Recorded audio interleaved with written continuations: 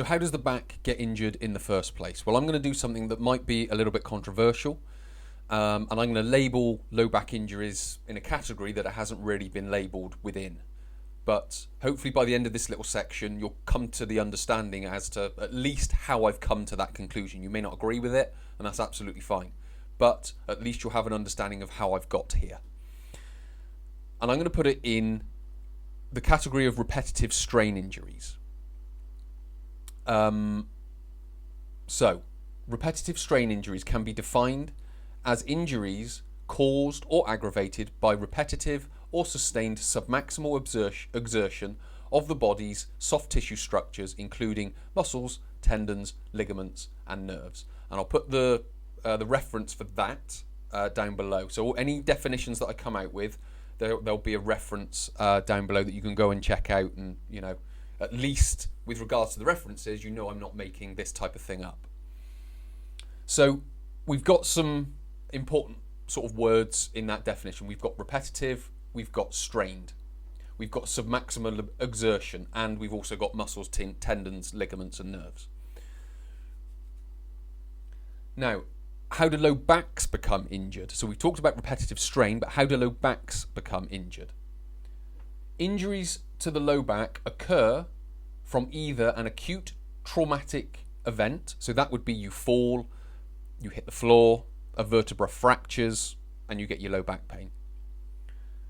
Or from repetitive microtrauma, in brackets, overuse injuries, with overuse injuries being more common.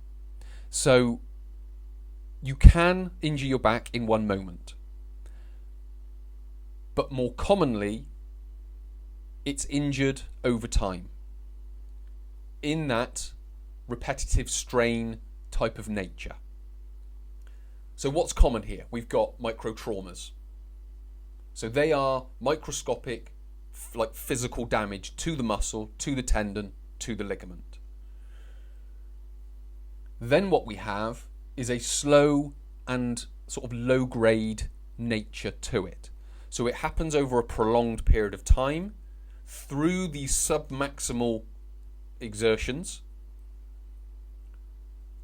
and it's low grade because over time you don't experience all these micro-traumatic injuries.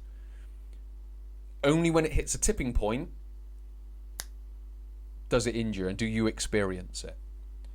So it's coming to that understanding that more commonly low back injuries, so when you pick the pen up off the floor, it was not that moment that injured your back. That was the straw that broke the camel's back. And it was the weeks, the months, and the years previous to that where all these little micro-traumatic physical damage occurred to your muscles, tendons, ligaments, etc. That's what caused the problem. So we won't do it in this video, but if you want to go down and take it a step further, what's causing that micro damage build up? Because that's the real cause of lower back pain. Because it's the habits, it's the movements that build up these micro-traumatic damage in the muscles, the ligaments, and the tendons that eventually end up in the injury that you experience. So we have to come to that understanding that low back injuries are built up over time. They're not one event that happens. If we can understand those causes, it will better inform us when it comes to rehabbing it, training the lower back. So we have to be informed when it comes to that. And if you've got any comments or questions, stick them down in the comment section below, and I'll do my best to answer them in a YouTube comment, if that makes sense. And again, if you disagree, there's no problem with comments going down in the comment section below. I know some people can be very enthusiastic with their negative comments, but one thing I will say on that is I will critique them. I will ask questions about them. So if you do have a comment like that, make sure you know what you're talking about, because they will be critiqued, they will be questioned to try and gain an understanding of why you've said what you've said. And again, I have no problem doing that. It's not a problem. It's nothing personal. It's just coming to an understanding of why you're saying what you're saying. But what we'll do now is we're now going to look at the differences between strength and stability, and why I said stability comes before strength.